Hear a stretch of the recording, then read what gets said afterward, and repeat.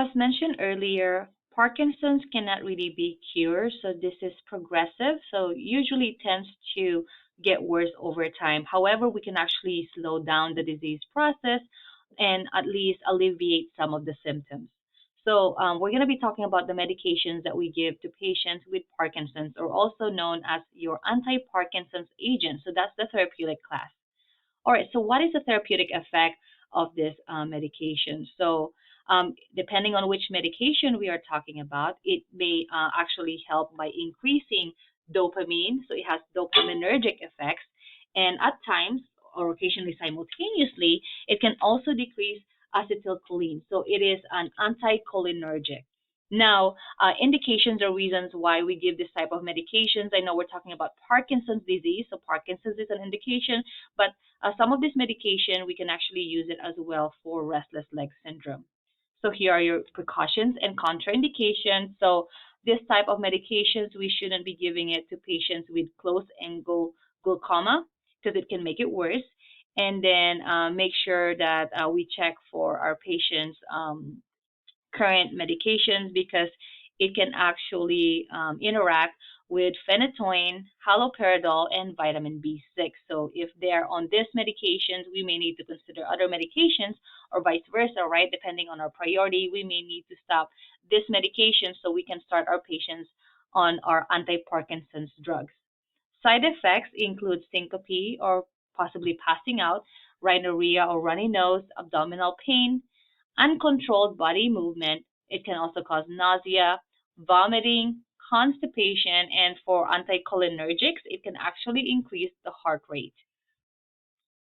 Some nursing actions include assessing for the therapeutic effects as well as side effects, as I always mention, and then also do our physical assessment and our mental assessment. So basically focusing on the movement and neuro assessment. Also making sure that our patients are safe because these patients are at a high risk for falling and they may have problems swallowing. So we need to make sure that they're able to swallow well and hopefully we can prevent some aspiration. And then whenever patients are on these drugs, we should let them know that they should not abruptly discontinue this. So this medication should be tapered because it can cause a possible rebound effect. So basically, once they stop the medication suddenly, it can actually cause a bigger and more severe symptoms compared to what they had previously. Now, patient education should include drug information, again, effects, side effects, right? How to take it and so on. And then also how can it affect them psychologically and if there are any available support groups because this disease is quite debilitating and as mentioned earlier, this can actually happen together with depression, anxiety, and it can happen together with psychological disorders or mental illness. So classes, so form classes under the anti-Parkinson's drugs, you have your dopaminergic or these are dopamine replacement drugs. An example of that you have to know is levodopa, carbidopa, or also known as Cinemet. So Cinemet is its brand name. Now you have a dopamine agonist. So an example of that is tropinirol or Requip. And then an anticholinergic example is cogentin or benztropine. So please know the generic names of the drugs.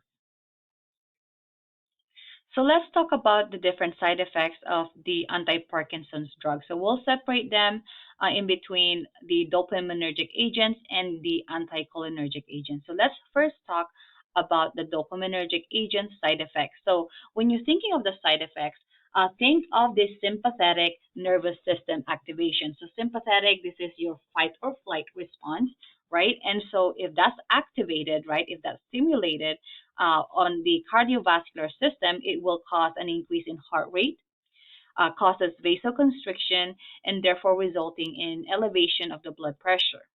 Pulmonary wise, it can cause bronchodilation or opening of the lungs. And then GI wise, it will decrease peristalsis, therefore decreasing motility, and it will also decrease the saliva production.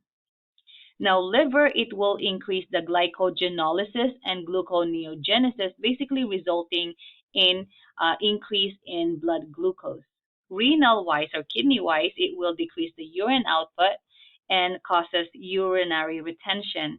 And then eyes, it will cause pupil dilation. So again, think about what happens in cases of emergency, right? What does the body want to do? So in cases of emergency, you activate the fight or flight response. And so when you're in the fight or flight mode, right, think about being chased by a dog, right? What happens to your heart rate? It will go up. What happens to your blood pressure? It will go up. And then you will need that bronchodilation so you'll be able to breathe better, so you can have more oxygen, so you can run away from danger.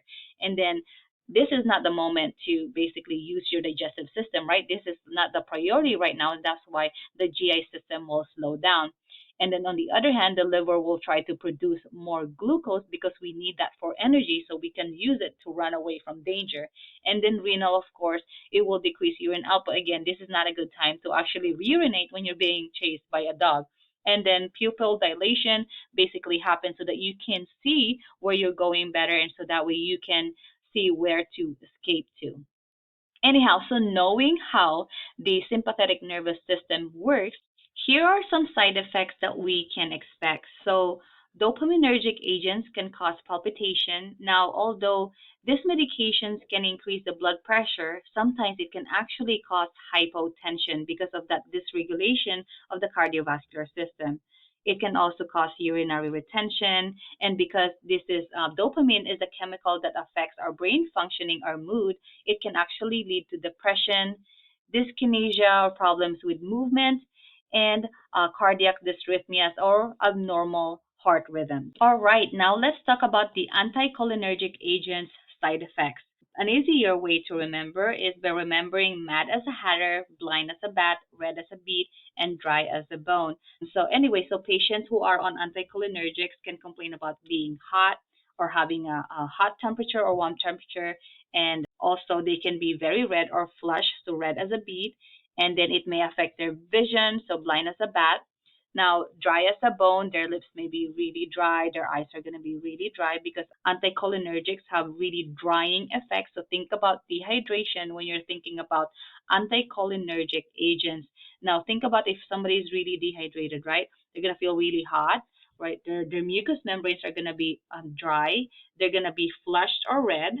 Now, it's going to be hard to see when you're very hot. Can you imagine, like, if you're in the heat for so long, right? Your vision actually can blur out because of the heat. And also, mad as a hatter, it can cause you to basically unable to think right, or it can, if severe enough, it can cause you to either lose consciousness or have an alteration in your mental status. So nursing considerations is basically dependent on the condition of the patient, the drug effects, and side effects. So it is dependent on the condition, but always take in consideration, right? Assessing for the effects, right? Are you getting the desired effects for this medication? And also, is the patient experiencing any side effects from the medication?